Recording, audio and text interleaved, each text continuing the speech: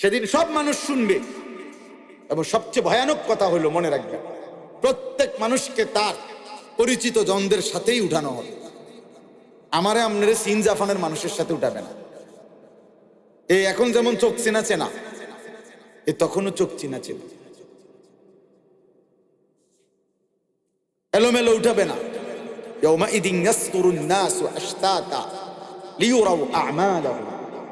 আল্লাহ বলে সেদিন কিয়ামতের দিন ফেরেশতারা মানুষকে দলে দলে, গ্রুপে গ্রুপে টেনে নিয়ে আসবে, গ্রুপ গ্রুপ করে। অতএব এই মানুষগুলো শুনবে সেদিন, সবাই দেখবে, শুনবে, আল্লাহর সামনে বলবেন আপনি যে আল্লাহ আমার এই টাকাটা সুদের, আমার এই টাকাটা বাটপারি, আমার এই টাকাটা ওই আমার ওই লোকটার ঠকাইয়া। আহা, সেদিন লজ্জায় আর অপমানে মাথাটা ছোট হয়ে যাবে। লা তাজুলু কাদামা ইবনে আদম মিন ইনদি রাব্বিহি ইয়াউমাল কিয়ামা হাত্তা ইউসআলা আন খামস।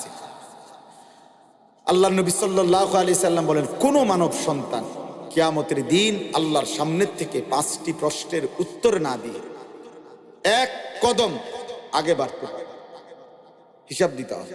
আন উমরিহি ফিমা আফনাহু, আল্লাহ জিজ্ঞেস করবেন, বান্দা আমার দেওয়া পুরা হায়াত কোথায় ব্যয় করেছে, বলো বান্দা।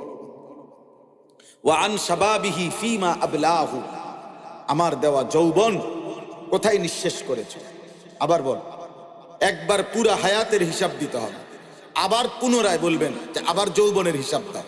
এই জন্য প্রত্যেক ব্যক্তির যৌবনের হিসাব দিতে হবে 2 বার, একবার পুরাটার সাথে, আরেকবার পৃথক। কোরআনুল কারীমের মূল মাকসাদ জিন্দেগির পরিবর্তন, ইসলামের মূল মাকসাদ জীবনের পরিবর্তন, জীবনটা বদলানো, জীবনটা পাল্টানো।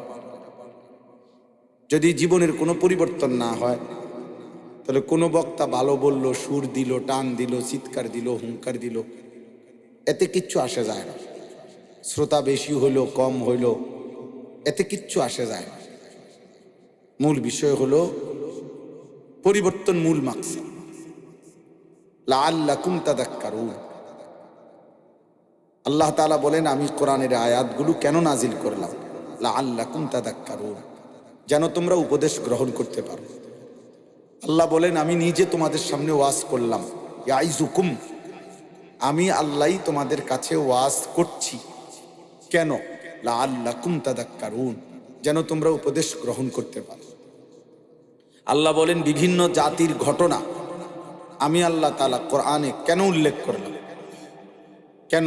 ইবরাতুল্লি উলিল আলবাব, বুদ্ধিমান বিবেকবানদের জন্য যেন সেটা উপদেশ হয়। এজন্য নূহের ঘটনা, লূত আলাইহিস সালামের ঘটনা, ফেরাউন নমরুদের ঘটনা, অনুগত অবাধ্য ব্যক্তি জাতির ঘটনা কেন উল্লেখ করলেন? যেন ইবরত, উপদেশ হয়। আল্লাহ তাআলা বলেন, বন্ধু আপনি পূর্ববর্তী অনুগত বা অবাধ্য জাতির ঘটনা বলি, আপনি বলেন আমার বান্দাদের কাছে। কেন?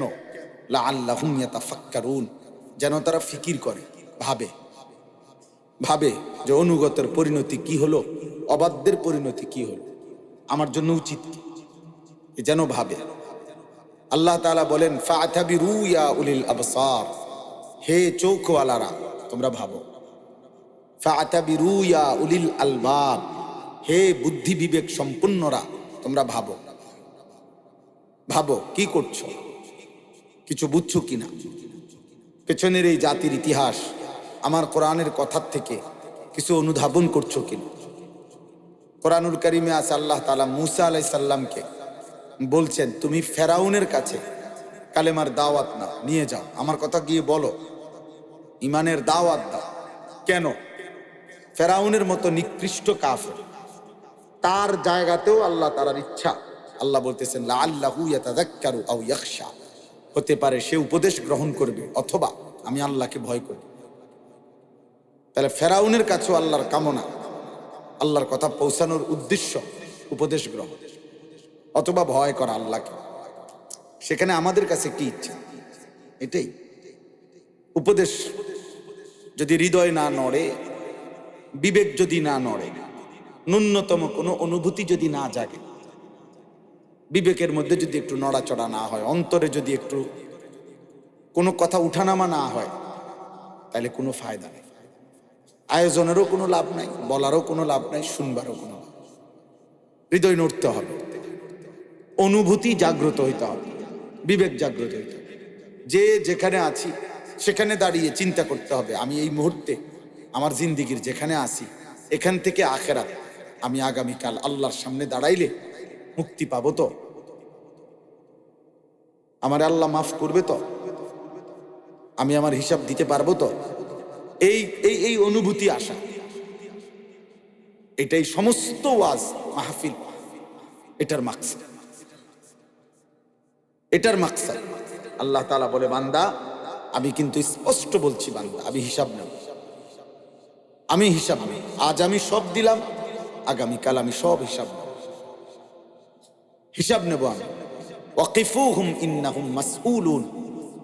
কিয়ামতের দিন আল্লাহ ফেরেশতাদেরকে বলবে, ফেরেশতা একজন একজন করে আমি আল্লাহর সামনে দাঁড় করাও আমার বান্দা। আমি আল্লাহ, আমি জিজ্ঞেস করি, আমার বান্দা আমার 60 বছর হিসাব দাও, আমার একটা একটা নিঃশ্বাসের হিসাব দাও, আমার এক এক লোকমা খাবারের হিসাব দাও, আমার এক এক ঢোক পানির হিসাব দাও, আমার হার্টবিট, হৃদয়ের স্পন্দন আমি দিয়েছি, আমারটা হিসাব দাও। তোমার যা এগুলার হিসাব দিও না, যাও আমারটা দাও, আমি যা দিছি। এখন আমার কোনটা, আল্লাহর কোনটা? আল্লাহ দেয় নাই এমন কি আমাদের আছে? কিছু কথা বলেন না, এমন কিছু মনে হয়?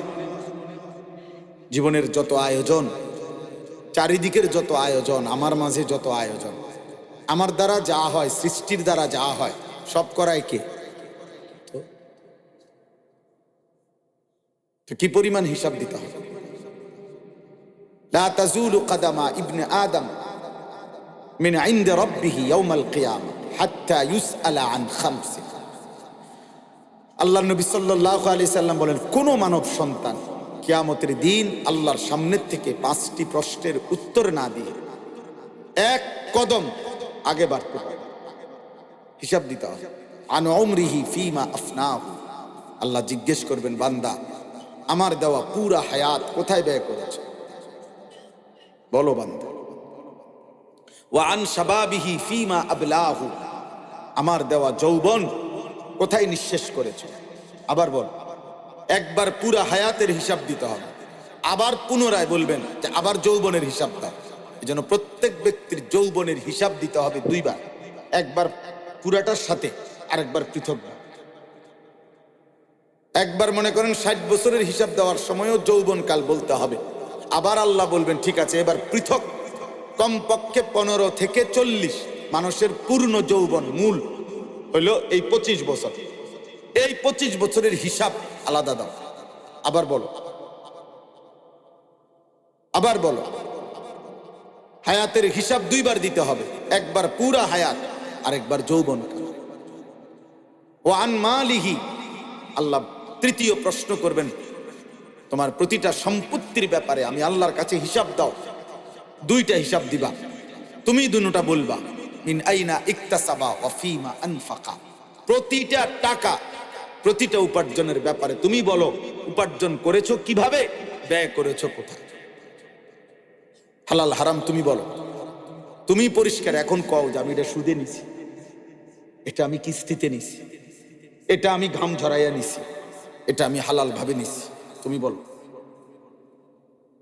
তোমাকেই বলতে হবে আজ হালাল কোনটা, হারাম কোনটা, সুদের টাকা কোনটা, কিস্তির টাকা কোনটা, 2 নম্বরই কোনটা, 6 নম্বরই কোনটা। ওজনে কম দিয়া কাস্টমারকে ঠকাইছো যে, এখন কও, তুমি কও, আজকে তুমি বলবা। খোদার কসম বলতে হবে। ইয়াউমা তুবলাস সারাইর। আল্লাহ বলেন, বান্দা এই সৃষ্টির সমস্ত গোপন বিষয় সেদিন হাসরের ময়দানে আমি আল্লাহর পক্ষ থেকে খুলে দেওয়া হবে, খুলে দেওয়া হবে, খুলে দেওয়া হবে। সেদিন সব মানুষ শুনবে, এবং সবচেয়ে ভয়ানক কথা হলো, মনে রাখবেন, প্রত্যেক মানুষকে তার পরিচিত জনদের সাথেই উঠানো হবে। আমারে আপনারে সিন জাফানের মানুষের সাথে উঠাবে না। এই এখন যেমন চোখ চেনা চেনা, এ তখনও চোখ চেনা চেনা, এলোমেলো উঠাবে না। ইয়াউমাইদিন ইয়াসদুরুন নাসু আশতাতা লিয়ুরাউ আ'মালাহুম। আল্লাহ বলে সেদিন কিয়ামতের দিন ফেরেশতারা মানুষকে দলে দলে গ্রুপে গ্রুপে টেনে নিয়ে আসবে, গ্রুপ গ্রুপ করে। অতএব এই মানুষগুলো শুনবে সেদিন, সবাই দেখবে শুনবে, আল্লাহর সামনে বলবেন আপনি যে আল্লাহ আমার এই টাকাটা সুদের, আমার এই টাকাটা বাটপারি, আমার এই টাকাটা ওই আমার ওই লোকটার ঠকাইয়া। আহা, সেদিন লজ্জায় আর অপমানে মাথাটা ছোট হয়ে যাবে, ছোট হয়ে যাবে। মিন আইনা ইকতাসাবা ওয়া ফীমা আনফাকা। 5 নাম্বার হলো ওয়া মাযা আলিমা ফীমা মাযা আমিলা ফীমা আলিমা। আমার কোরআন, আমার সুন্নাহ যা কিছু তুমি শুনেছ তদনুযায়ী কি পরিমাণ আমল করেছ। তুমি বলো, তুমি কি শোনো নাই নামাজ 5 ওয়াক্ত? তো বান্দা বলবে হ্যাঁ। তো এবার বলো পড়ছো কবে? তুমি কি শোনো নাই যাকাত ফরজ? হ্যাঁ শুনেছি আল্লাহ। তো এবার বলো তুমি যাকাত কতটুকু আদায় করছো? তুমি কি শুনছো হজ ফরজ? হ্যাঁ শুনেছি। তো এখন বলো হজ আদায় করছো কি? তুমি কি শুনেছো রোজা ফরজ? হ্যাঁ শুনেছি। তো এখন বলো তুমি কি শুনছো মিথ্যা বলা হারাম? হ্যাঁ শুনছি। এখন বলো কেন বলো? তুমি কি শুনছিলা সুদ খাওয়া হারাম? হ্যাঁ শুনছি। তো এখন বলো কেন খাইলা? তুমি কি শুনছিলা চুরি করা হারাম? হ্যাঁ শুনছিলাম। তো এখন বলো তুমি কি শুনেছো জিনা করা হারাম? হ্যাঁ শুনেছি মাওলা। তো এখন বলো। সবচেয়ে ভয়ঙ্কর আরো কথা হলো কিয়ামতের দিন অস্বীকার করার মতো কোনো হিম্মত সাহস কারো হবে না। মানে আপনি নয়সে কইবেন, এখন যেরকম আমরা কৌশল করি, সত্যকে মিথ্যা বলি, মিথ্যাকে সত্য বলি, মহান আল্লাহর সামনে কিভাবে বলবো? ফেরেশতা একটা টানা চটকনা দিবে, এক শট থাপ্পরের লগে উড়াই লেবো 3000 মাইল। যে বেটা কার সামনে কথা বল, দাঁড়ো, কোথায় দাঁড়াইছো, খবর আছে?